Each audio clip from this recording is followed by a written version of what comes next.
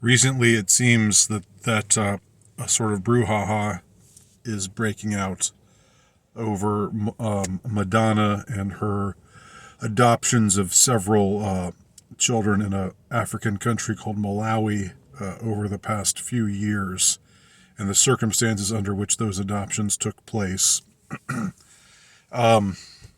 And it seems like a pretty major scandal, but I don't want to get into the nitty gritty of it here because I'm not the ideal source of it.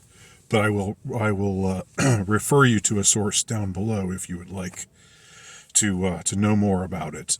But Madonna is only one of many American celebrities, mostly women, it should be said, mostly, well, I think just about all white women, white liberal celebrity women, who are part of the entertainment industry,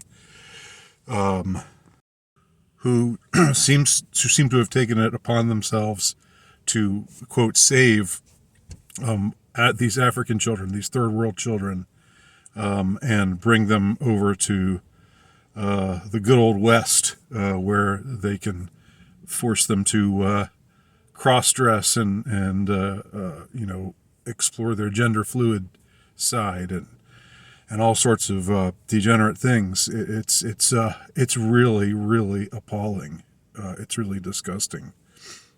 And I've got to say, if I were an African advocate, if I were, I'm a black man living in Africa, living in some dirt poor country like Malawi or some of those others, and seeing all these American celebrities come down and swoop down and take our kids away and make them into these little pets and mascots, where they make their boys wear dresses and all kinds of other disagreeable sorts of things. I would be deeply, deeply incensed. But I think one can be incensed at it just in an objective sense, whoever you are, whatever your race is. It brings up a lot of questions. I mean, some will say that this shows how anti-white these, the prevalent culture is, the celebrities and the prominent lefty liberal types, in Hollywood and and in academia and elsewhere, who just fetishize the third world, but just completely dismiss or ignore or look down their noses at poverty in the first world. Appalachian poverty. They wouldn't get caught dead in Appalachia going down there to try to adopt some Appalachian kids and make them their little pets and mascots. That just wouldn't occur to them at all.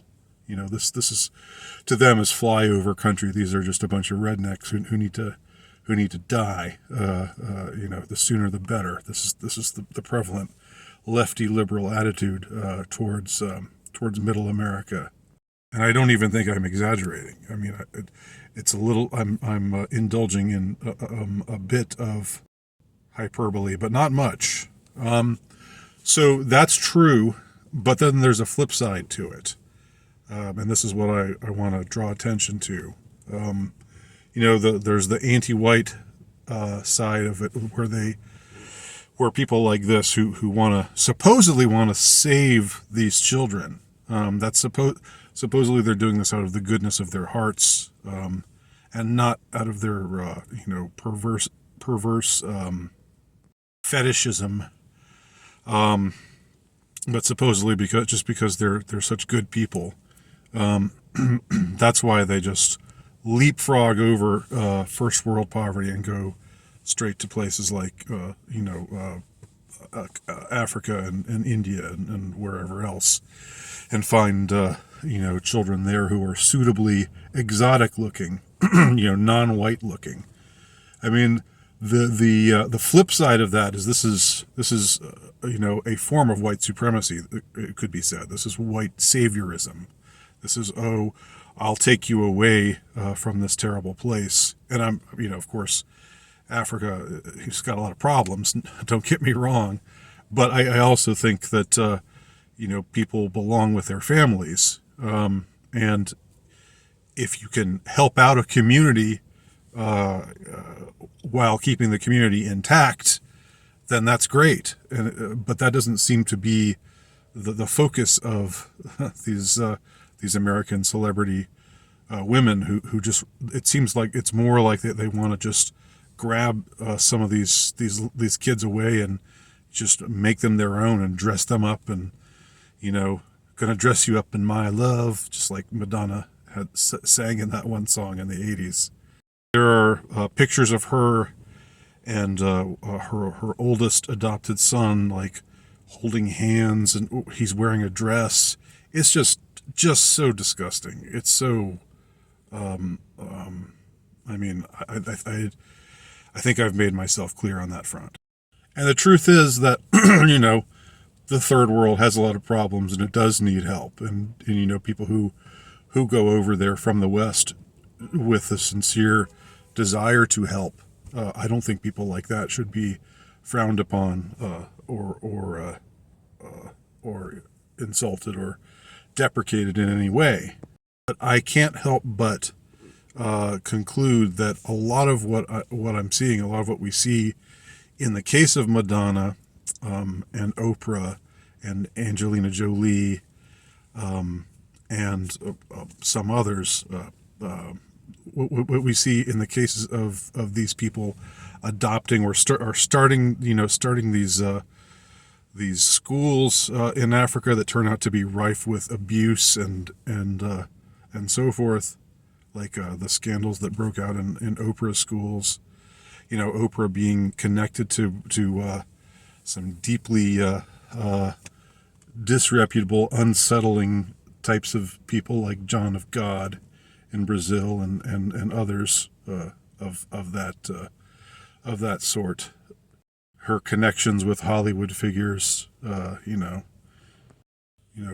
how close she supposedly was to Weinstein, just like Michelle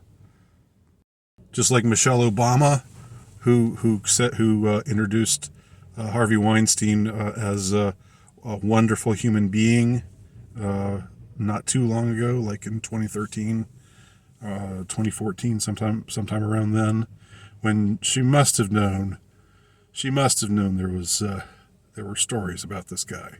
Anyway, people are knee deep in depravity. They know the filth with which they're associating, and they're choosing to associate with it, and so they're guilty. By association, there's a complicity there, whether or not they themselves are engaging in any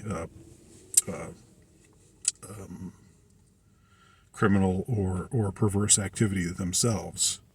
What I keep flashing back to, interestingly enough, showing my age, of course, is the song "Do They Know It's Christmas," which was something that was set up by Bob Geldof. It was called. What was it called? It was called Band-Aid. That's it. It was Band-Aid, and that came before Live Aid, which was a concert that they had a little bit later, which supposedly was to help the starving people in Africa, which is well and good. But if it actually did help starving people in Africa, then great, good on that, good on them for that. But there's something in the lyrics of that song, "Do They Know It's Christmas?" And this would be more appropriate. I almost wish I had recorded this video when it was still Christmas time, because it's so like some of the words to that song, "Do They Know It's Christmas?" just scream white saviorism, and there's just like this. There won't be snow in Africa this Christmas time. The greatest gift they'll get this year is life. Where nothing ever grows, no rain or rivers flow. Do they know it's Christmas time at all? Like on the whole continent of Africa. Nothing grows anywhere on the entire continent of Africa, according to, the lyrics of "Do They Know It's Christmas" by Band Aid. I don't know if Geldof wrote those lyrics or if somebody else did, but whoever did, nothing ever grows. No rain there's no rivers in Africa. It doesn't rain anywhere in Africa. It's just sort of like this whole ooh, Africa. Ooh, think of what it must be like to live in Africa. And saying that, okay, yeah, there were a lot of problems in Africa then. There are still a lot of problems now, but just the way in which it was phrased, so parochial, so really superior, so condescending. Although it's through the veneer, through the guise of sympathy. Now with this ever unfolding scandal of pedogate, which I made reference to in my last long form video, which I titled "Stop Saying This Is a Lie." This which also featured Madonna. I can't help but thinking this is a part of the depravity. This is a part of this entire fetishization of the third world by so many, wealthy white liberal types. Which isn't to say you can't be, a wealthy Westerner and want to help the third world, but the way you do it is not by encouraging mass immigration to the West, because that doesn't help matters for those already suffering in the West with the kind of economic problems that we're having right now, where unemployment is high and wages are low. You don't solve that problem with mass immigration. You make that problem worse. But then again, these types of people don't care about the poor in their own countries, as I've already stated previously. So you don't help them that way. You also don't help them by snatching their kids away and, forcing them into gender fluidity and other made up, pathological conditions that we're inventing here in Weimerica and across the Western world. Help them by helping them in their own communities, and that's where the philanthropy should be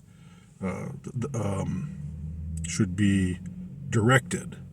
And one can't help but, if one is in a pattern noticing frame of mind, one can't help but remember what took place in Haiti with that group of supposed Christian evangelicals who were arrested because they were going to start an orphanage in the Dominican Republic, but it turned out they were trying to take away kids who were not orphans, who were spoken for, who had parents, and so they were They were stopped at the border and arrested by Haitian authorities, but then the Clintons sprung them free.